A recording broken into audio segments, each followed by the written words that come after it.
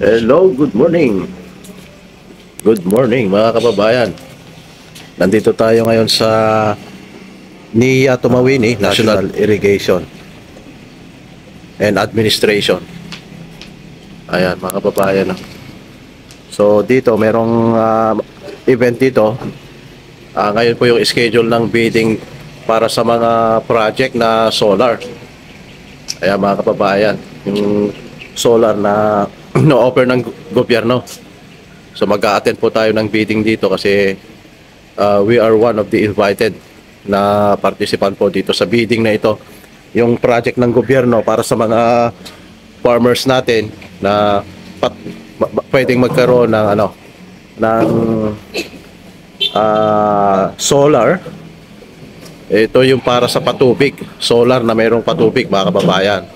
So eto, nandito tayo ngayon sa Tumawini, Isabela, NIA Tumawini. Alright, eto yan, nandito tayo sa compound. Yan mga kababayan, Ito po yung compound nila dito sa NIA Tumawini mga kababayan. Right in front ng ito, Rudy Albano Astrodome.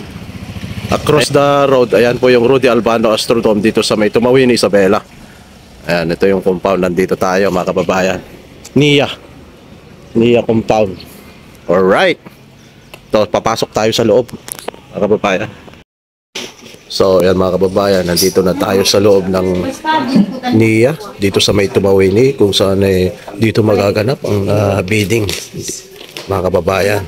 Bidding para sa construction ng solar yung sa patubig natin mga kababayan, para sa mga natin, mga magsasaka natin. So dito may mga participant na dito from Kawayan, yung mga cooperative natin sa Kawayan. Ayan po si ma'am. Ayan, may mga kasama na tayo dito. Bali early bird tayo ngayon mga kababayan. Siyempre naman para at least magpakitang gilas tayo. Ganyan lang. Ganyan lang naman para mapansin tayo kapag palagi kang late. Hindi ka mapapansin na yung mga proponents ng mga project na ito mga kababayan. So hintay lamang tayo. Magko-combine na tayo siguro mamaya, mag-start itong bidding na ito mga kababayan. And ipapakita natin sa inyo kung ano yung paano mangyayari ang bidding dito para sa mga libreng project ng gobyerno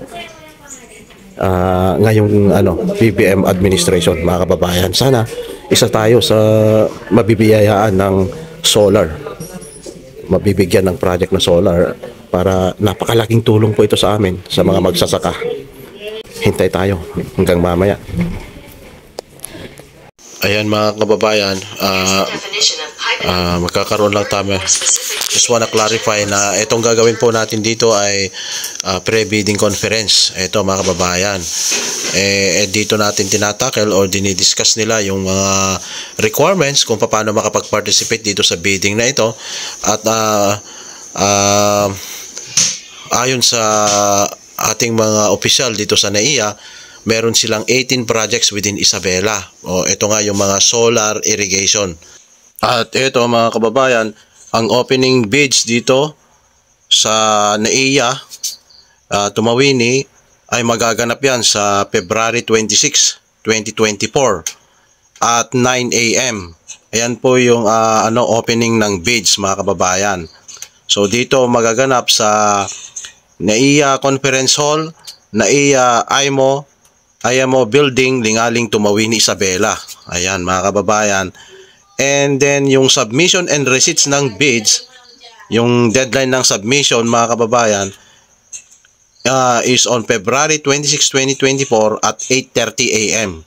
Dito din sa NAIA Isabela Irrigation Management Office, NAIA IMO Building, Lingaling, Tumawini, Isabela. So ayan po yung deadline, 30 minutes lang po ng deadline, and then mag-uumpisa na rin yung opening of bids mga kababayan. So eto, meron nga tayong 18 na projects within Isabela, projects ng ng NAIA Tumawini mga kababayan. So ito yung mga to, pero meron tayong dalawang project na hindi na isulat. So ito, nasa 16 projects lamang po yung naisulat natin mga kababayan. Ito nga yung mga sumusunod mga kababayan. Ito, Balasig Small Reservoir Irrigation Project sa Tumawini, Isabela. Ang project cost nito mga kababayan, 22 million. Ito pa, Balasig Small Reservoir Irrigation Project sa Tumawini, Isabela din yan. At ang project cost nito ay 16.5 million. Kalanigan Sur Small Irrigation Project, Santo Tomas, Isabela. Ang project cost 9.5 million. Casapuera Solar Pump Irrigation Project, Cagayan City, Isabela. Ang project cost po nito mga kababayan ay 3.1 million para sa mga high value crops na kanilang tinatanim mga kababayan. At ito pa, Nagilian Solar Pump Irrigation Project, Nagilian, Isabela. Ang project cost nito ay 6.3 million. At dito naman po sa may Istabacal Phase 2 Solar Pump Irrigation Project dito sa Cagayan City, Isabela. Mga kababayan, ang project cost nito ay 6.2 million. Ang susunod po, Tanap IA Solar Pump Irrigation, Cagayan City, Isabela. Project cost po ay 6.2 million. Then, Kalanigan Norte Solar Pump Irrigation Project, Santo Tomas, Isabela. Ang project cost nito ay 12.3 million. And then, sumunod, si Chucacho Solar Pump Irrigation Project, Quirino, Isabela. Ang project cost po dito ay 3.2 million. Upi Solar Pump Irrigation Project, Camu, Isabela. Project cost is 6.3 million. Villaluna San Pablo Solar Pump Irrigation Project, Cagayan City, Isabela. Ayan mga kababayan, hindi natin naisulat yung project cost nito kung magkaano. Then Kapirpiriwan Communal Irrigation Systems sa Cordon, Isabela. Ang project cost is 1.4 million. Another is Casala del Pilar Communal Irrigation System. Ang location nito San Mariano, Isabela. Project cost 2.3 million mga kababayan. And then Dinapigi Communal Irrigation System, Dinapigi, Isabela. Project cost 1.6 million. And then Usol Communal Irrigation System, Jones, Isabela. Project cost 6.4 million. And eto last na naisulat natin, Banawag Communal Irrigation System, Jones, Isabela. Project cost is 3.3 million.